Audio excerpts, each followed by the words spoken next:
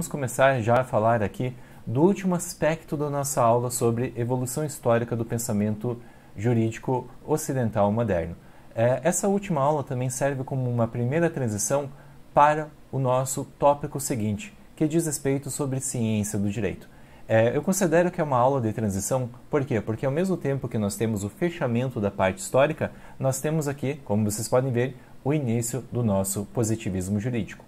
Após a deliberação ali sobre a formação histórica do pensamento ocidental moderno, enfim, nós tivemos como ocasião vermos vários modelos jurídicos e de como eles disputavam espaço. E vimos também que, de certa forma, o positivismo jurídico vai propor um modelo explicativo do direito que vai agregar algumas contribuições dos modelos anteriores e superar algumas críticas que nós podemos fazer em relação a eles, né? E o positivismo jurídico, que vai ter ali como ponto epistemológico alto o Hans Kelsen, cujo autor nós vamos falar quando abrirmos o tópico Ciência do Direito, ele, enfim, vai ser o ponto alto dessa construção. Mas ele não foi o primeiro. E antes de chegar em Kelsen, e até para que possamos fechar essa evolução histórica, temos que mencionar um pouquinho de Jeremy Bentham, John Walsh e também o Jeringen. Enfim, são três autores que possuem algumas contribuições para a formação do direito, em especial do positivismo jurídico, que servem como antecessores próximos, né, entre aspas, mentores intelectuais próximos ali do Hans Kelsen, que vai ser o nosso ponto alto, né? Hans Kelsen não vai se limitar a essa construção que esses três autores que iremos mencionar hoje fez, mas ele considera, enfim, essas considerações, esses comentários que nós teremos ocasião de vermos. E vamos por partes para falarmos algumas coisas sobre positivismo jurídico. Lá na primeira aula sobre evolução histórica já passei para vocês uma primeira compreensão sobre positivismo jurídico. Naquela ocasião vimos, peço que vocês lembrem, que é um modelo explicativo do direito que vai ter algumas características compartilhadas por alguns autores. Vimos alguns autores que são tipo o ponto alto do positivismo jurídico, Kelsen, Hart e também Bobbio, mas aqui nós veremos alguns nomes também vinculados ao positivismo jurídico e que prepararam o terreno para o que veio na sequência.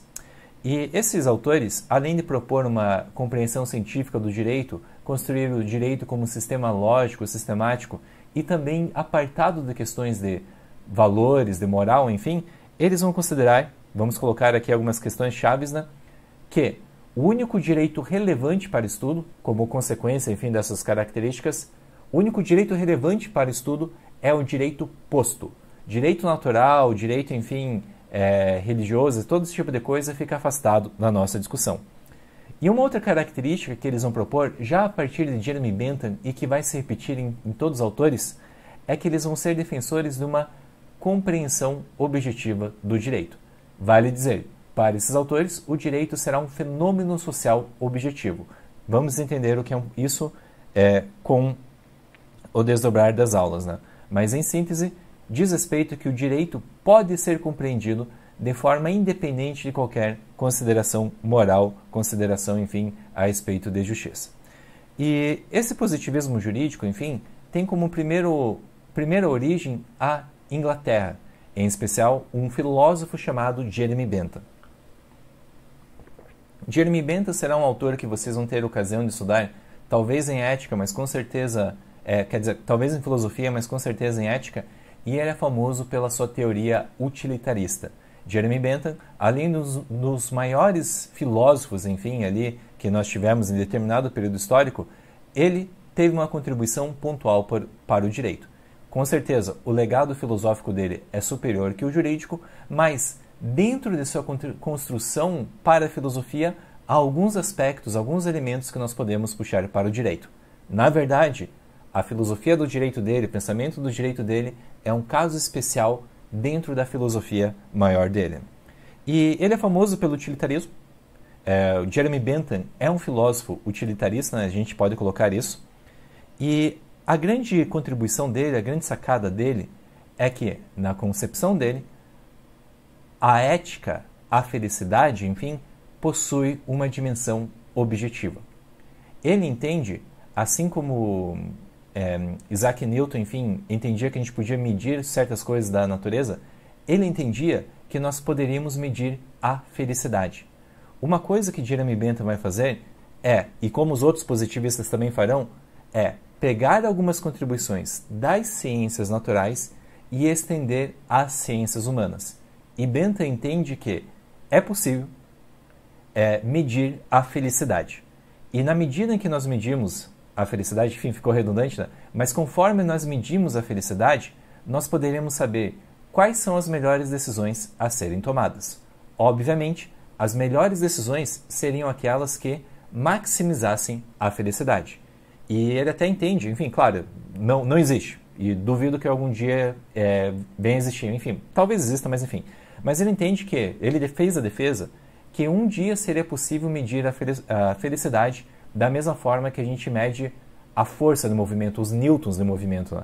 Daí até é curioso, né, que ele propôs um nome para a unidade de felicidade. Ele propôs que fosse chamado Bentham. Da mesma forma, sei lá, que eu tenho 10 newtons de força, nós poderíamos, enfim, ter 10 bentams de felicidade, ou menos 5 bentams de felicidade, conforme alguma questão, né? Daí a defesa que ele faz, a crença que ele tem, na verdade, é que um dia seria possível medir a felicidade de uma forma objetiva. Claro, isso decorre de uma compreensão, enfim, de uma metodologia das ciências naturais que ele quer aplicar à filosofia, e para medir isso, enfim, ele propõe o chamado princípio de utilidade. É o primeiro conceito que eu quero que vocês tenham atrelados ao filósofo Bentham. Né? Princípio de utilidade. Ele vai falar o seguinte: pelo princípio de utilidade, devemos buscar a maior felicidade possível para o maior número de pessoas. A decisão mais correta é aquela que consegue mais felicidade para o maior número de pessoas. Pois bem, o que é felicidade para Bentham? Felicidade é ter prazer e evitar o sofrimento. E isso num cálculo matemático. Sei lá, eu poderia ter um sofrimento determinado, desde que isso seja feito em nome de uma felicidade maior. E ele entende, enfim, que podemos medir prazer e sofrimento de forma objetiva. Claro, na ciência da época não conseguimos, nem hoje nós conseguimos, mas ele entende que um dia seria possível e ali seria a base para a teoria dele. Obviamente que esse pensamento recebe uma série de críticas. Dentro da filosofia é uma questão insustentável, né? É até pejorativo você se identificar como, enfim, chamar alguém de utilitarista no sentido de Jeremy Bentham. Né? Existem versões reformuladas dessa teoria, mas em Bentham, enfim, acaba sendo já uma teoria ultrapassada. E quando nós pegamos essa contribuição e aplicamos para o direito, nós temos algumas consequências que devem ser trazidas para nós. Né? A primeira delas, que podemos falar, é que as leis devem ser estabelecidas de forma que atenda o critério de utilidade. Quando Bentham vai defender uma codificação, sublinhando aqui para vocês, em oposição ao common law, já vamos entender melhor um pouquinho disso, a primeira característica que ele propõe de um direito codificado é que esse direito deve atender o princípio de utilidade. Significa que o direito deve buscar a maior felicidade possível para o maior número de pessoas possíveis. Além disso, quando Bentham vai descrever, enfim, como uma codificação deve ser, além de atender essa questão, enfim, da utilidade, ele faz a defesa que as leis devem ser claras e concisas, de forma a tornar inteligível para todo mundo.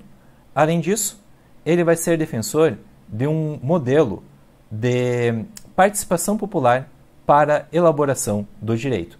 E isso em especialmente, enfim, no momento legislativo para a construção do direito. Veremos daqui a pouco, prometo, ele vai criticar a common law, que é um modelo de direito que permite uma maior participação do judiciário para a elaboração do mesmo. Aqui ele vai falar que deve haver uma participação popular na medida em que nós, povo, cidadãos, enfim, declaramos aquilo que nós consideramos como valoroso no momento político, no momento legislativo, para elaborar a legislação. Além disso, ele vai propor que o nosso direito deve ser completo, ou seja, não ter lacunas. Essa resposta ficará melhor quando chegarmos a falar de sistema jurídico, e também deve ser coerente, ou seja, não ter contradições. Quando eu tenho completude e coerência, aqui eu tenho características de um direito sistemático. E Bentham já está defendendo um direito sistemático com critérios, enfim, para eliminar eventuais contradições, com critérios para lidar com lacunas, com uma legitimidade popular, com uma clareza e, acima de tudo, atendendo, enfim, a questão da chamada... A câmera aqui desligou, não sei porquê. Eu vou fazer um corte aqui rápido. Na verdade, eu vou terminar o Bentham, daí daqui a pouco eu volto ali para fazer um corte no vídeo e daí eu resolvo esse probleminha. Enfim, períodos de teste faz parte, vamos lá, né? E também ali a chamada, enfim, clareza e racional no sentido que atende à completude. Vamos ver agora o que ele nos diz a respeito dessa crítica à common law. Existem dois grandes sistemas jurídicos que ainda nós não estudamos, mas em síntese existe o sistema da civil law e o da common law. Civil law é um modelo jurídico que é dominante em países continentais, por assim dizer, né? Europa continental e América Latina. Né? Common law é o modelo jurídico aplicável ao direito anglo-saxônico. Né?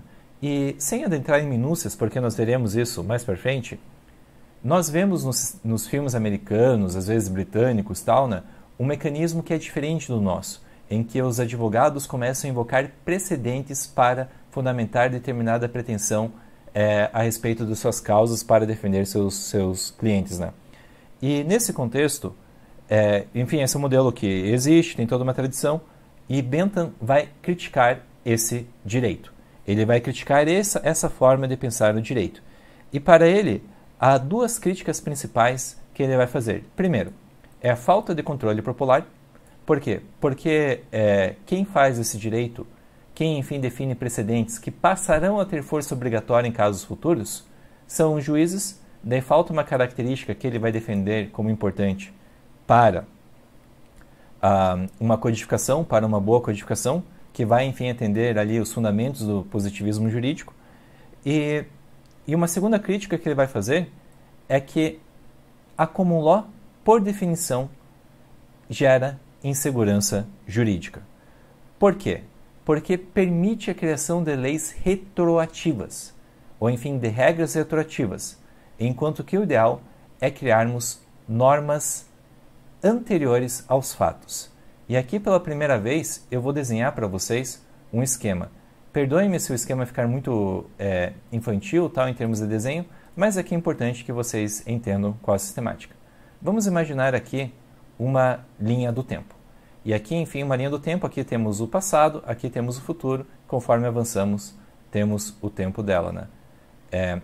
Dentro dessa linha do tempo, eu tenho duas sistemáticas possíveis. A primeira sistemática que Bentham vai criticar é que, na common law, nós vamos ter, enfim, uma questão que um caso futuro, um caso que aconteceu aqui, seja regulamentado por uma decisão, por uma norma que vai vir posterior ao caso, que vai vir surgir aqui, para nós. Né? Ideia assim, idealmente, o que deve acontecer, como acontece, enfim, na civil law. Né? Vou fazer aqui mais uma linha, só para a gente poder fazer a comparação, e aos poucos, prometo, eu vou me tornar um ilustrador melhor.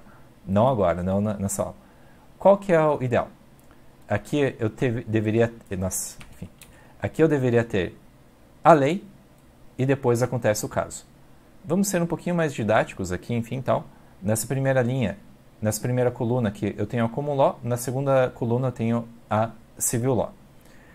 E aqui nessa relação, na segunda relação, idealmente, primeiro eu tenho a lei, que vai anteceder os casos. Aqui eu tenho o caso que acontece na realidade. E aqui e qual que é a ideia? Basicamente, eu tenho uma lei anterior ao fato. Primeiro eu falo, ó, a regra do jogo é essa, e depois eu aplico a regra para resolver todos os casos que acontecem no futuro. Esta é uma sistemática natural que nós temos e que prevalece. E agora vamos ver qual crítica ele faz à civil law. Na civil law, o que eu tenho? O que acontece? Por vezes, eu tenho o primeiro caso, o fato que acontece, e depois, num segundo momento, eu terei uma decisão que vai criar uma regra posterior ao fato que vai retroagir ao caso. Aqui a diferença básica é simples. Na Civil Law e também no modelo de direito codificado que Bentham está fazendo na defesa, nós temos uma lei anterior ao fato, aos casos que acontecem na realidade. Na verdade, fato é uma expressão até melhor aqui, né? E na Civil Law, na Common Law, por vezes, nós temos casos não previstos em lei, não previstos em precedentes, e eu vou ter que julgar esse caso mesmo sem uma lei anterior. E daí o que eles fazem? Os juízes vão decidir com base na tradição, com base nos costumes, e essa decisão vai criar o quê? Uma regra do jogo posterior ao fato. E isso, para Bentham, gera insegurança jurídica. Por isso, a grande defesa que ele vai fazer, o grande, crítica também a Common Law que ele vai fazer, é que é um sistema jurídico que permite o quê? Insegurança jurídica. Por quê? Porque permite a criação de regras posteriores ao fato. E nesse contexto, Bentham faz a defesa de uma legislação plena, completa, racional, que atenda a certos valores, enfim, certas características, para que possa regulamentar todos os casos possíveis da realidade. Ele tem um pouquinho, enfim, uma pretensão da escola de exegese, que é maximizar, enfim, ter ali uma completude, né? Resolver todos os casos possíveis. E, inclusive, até uma curiosidade, já me encaminho para a conclusão, Jeremy Bentham é famoso por ter tentado vender uma legislação a países. Imagine assim, você está precisando de dinheiro, o que você vai fazer? Vai empreender, né? Vai tentar vender alguma coisa. E Bentham, ele escreveu um código de normas que ele considerava dotado, enfim, dessas características que nós vimos no código ali, né? Essas aqui. E ele chegou a procurar alguns chefes de Estado, tipo Estados Unidos, Inglaterra, para tentar, de países como esse que eu mencionei, enfim, para tentar vender o que seria um código perfeito. Claro, ninguém comprou, mas essa é mais uma curiosidade atrelada à personalidade de Bentham. Bem, pessoal, infelizmente ali minha webcam desligou no meio da gravação. Eu perdi 2 Benthams da felicidade por conta disso, mas mesmo assim entendo que consegui entregar uma primeira parte de uma aula de positivismo jurídico para vocês. Olá pessoal, dando continuidade à nossa aula sobre positivismo jurídico, falaremos agora de um autor chamado John Austin. Peço perdão que no final do vídeo anterior eu acabei sobrepondo uma camada de tela, enfim, aqui no meu enquadramento, aqui no canto da webcam, né? Acabou ficando em cima do desenho que eu tinha feito para vocês, mas eu entendo ali que ficou claro o conteúdo, qualquer coisa, no segundo momento posso retomar a explicação daquele ponto, né? Mas vamos para o tema da nossa conversa de hoje, que é uma discussão sobre John Austin. De todos os teóricos do positivismo jurídico, Austin é o que influencia de forma mais próxima o pensamento de Kelsen. Por quê? Porque ele trouxe certas ideias, certas contribuições que Kelsen, no segundo momento, acabou abraçando ali de uma forma muito próxima, né? E nesse contexto, trago para vocês algumas ideias que Austin trouxe e que Kelsen, no segundo momento, acabou repetindo. O primeiro deles é que uma ideia que no primeiro momento eu apresentei em sala de aula, falando que Kelsen fez, e ele fez de fato, né, foi inicialmente uma ideia do John Austin. O que ele fez? Ele começou a examinar diversos sistemas de direito contemporâneo, especialmente de direito ocidental, né, pegando ali direito francês, italiano, americano, inglês, brasileiro, e começou a comparar características em comum desses sistemas jurídicos. E quando ele faz essa comparação, enfim, tal, né, ele chega na conclusão que algumas características estruturais são universais, enquanto outras características, por exemplo, o conteúdo, aquilo que é proibido ou obrigatório, enfim, em cada país, em cada direito, é variável. Nesse sentido, ele vai recepcionar uma crítica ao direito feita uma crítica feita ao direito natural, feita pela escola histórica, e vai recepcionar dentro da ciência do direito, enfim, dentro do positivismo jurídico, que é essa chamada aqui, recusa do direito natural. A crítica que Austin faz, seguindo a esteira da escola histórica, é o seguinte, que os justnaturalistas modernos defendem a existência de valores que seriam universais. Por outro lado, quando nós analisamos as sociedades concretas, acabamos encontrando o quê? Um relativismo. Cada país, cada sociedade vai ter normas diferentes, concepções diferentes sobre aquilo que é considerado justo ou injusto, certo ou errado, de uma perspectiva moral. Nesse sentido, isso não pode ser base para uma ciência do direito. Por quê? Porque vai ser um fenômeno, a moral, enfim, e o conteúdo do direito vai ser um fenômeno relativo, enquanto que a estrutura do direito pode sim servir como base por ser repetida em diversas nações, em diversas estruturas de países diferentes. E aqui vou colocar para vocês uma das principais características da ciência do direito positiva, do positivismo jurídico, enfim. Né? E aqui nós teremos como base uma diferença entre ser e dever ser. Essa é uma característica extremamente complexa e, na minha opinião, é o ponto mais difícil da disciplina de teoria do direito. Não aqui nesse primeiro momento, mas quando falarmos daqui a algumas aulas, daqui a alguns vídeos, sobre a ciência do direito Hans Kelsen. A parte mais difícil que vocês vão ter contato ali no texto, lendo teoria pura, e também na minha aula, é essa relação entre descrever o direito e prescrever o direito. Por outro lado, assim que nós vencermos essa discussão, ficará muito mais fácil o que vem na sequência. Vamos guardar aqui, né? Auschen quer descrever o direito como ele é. E aqui a gente vai inserir uma dualidade entre... Vamos fazer aqui uma tabela. Talvez fosse mais fácil fazer uma tabela em outro lugar, mas só para a gente colocar aqui algumas características. Né? Nós teremos uma dualidade entre descrever o ser do direito, dizendo que o direito é, em relação, e aqui uma diferença importante, enfim, entre aquilo que o direito deve ser, né? Em prescrever o direito. E falando que o direito deve ser, o dever ser do direito. Qual que é essa distinção, qual que é a importância dela? E nós já adianto a vocês que nós voltaremos a falar sobre isso. Quando eu estou descrevendo o direito, falando o que ele é, e é isso que John Auschen vai propor, nós estamos aqui no plano do ser. Nós estamos, num sentido epistemológico, mais para frente isso vai fazer mais sentido, nós estamos simplesmente descrevendo o direito, falando o que ele é, falando que a estrutura dele funciona dessa forma, há um sistema hierárquico de normas, o direito vai ser proveniente de um poder soberano, uma autoridade competente, enfim.